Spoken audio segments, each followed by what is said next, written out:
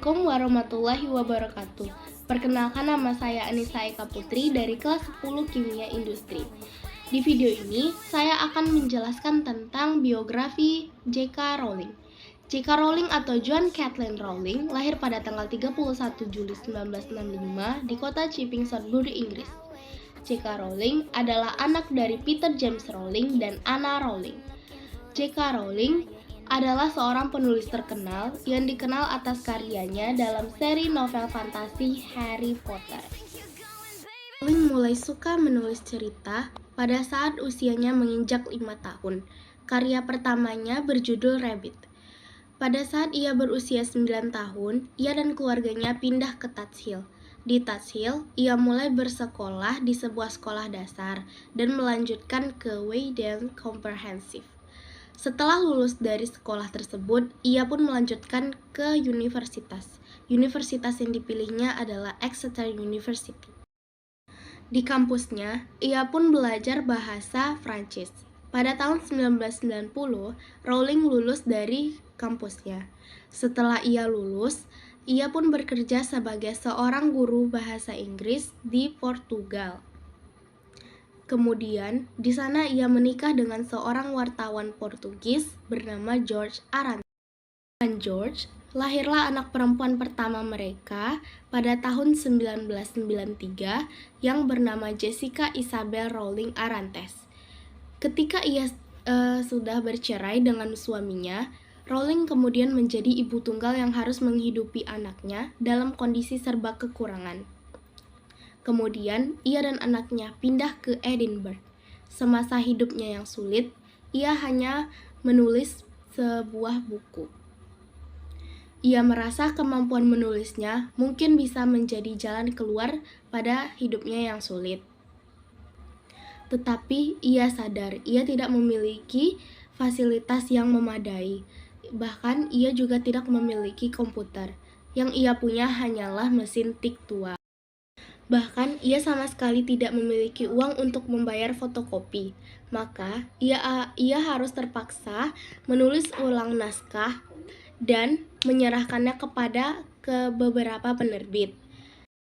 Ide cerita Harry Potter muncul saat ia menunggu kereta di stasiun King Cross di London. Ia menyerahkan naskah tersebut kepada beberapa penerbit. Sebanyak 12 penerbit menolak naskah tersebut, tetapi Rowling tidak pernah menyerah. Ia pun pergi untuk membagikan naskah tersebut kepada penerbit lain. Dan pada akhirnya, penerbit ke-13 menerima naskahnya dan mulai memasarkannya. Rowling berhasil menjual buku Harry Potter dan Batu Bertuah dengan jumlah sebanyak 4.000 US dollar.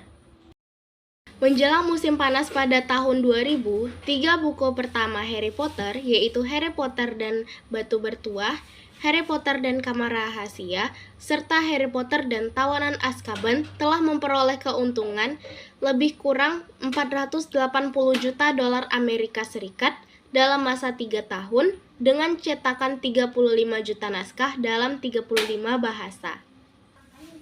Kemudian, pada Juli tahun 2000, Harry Potter dan Piala Api pertama kali dicetak dengan jumlah 5,3 juta naskah dan dengan tambahan pesanan sebanyak 1,8 juta naskah.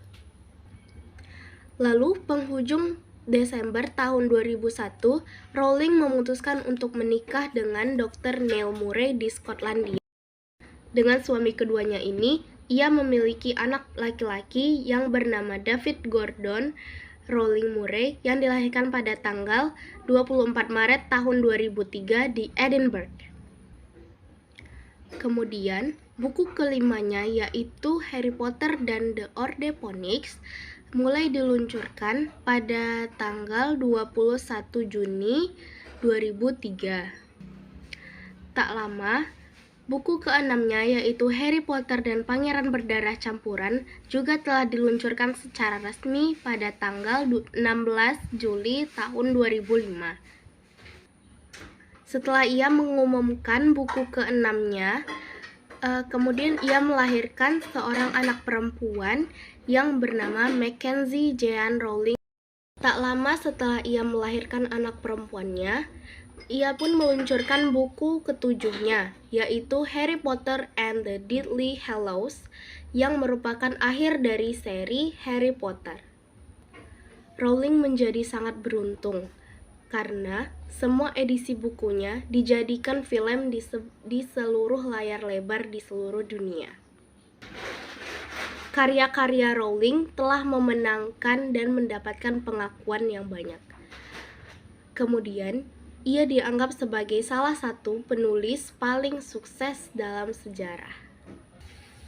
Pesan moral yang dapat saya sampaikan pada kisah J.K. Rowling ini adalah ketika kita mengusahakan apa yang kita ingin dapatkan, maka bersungguh-sungguhlah agar keinginan kita tersebut tercapai.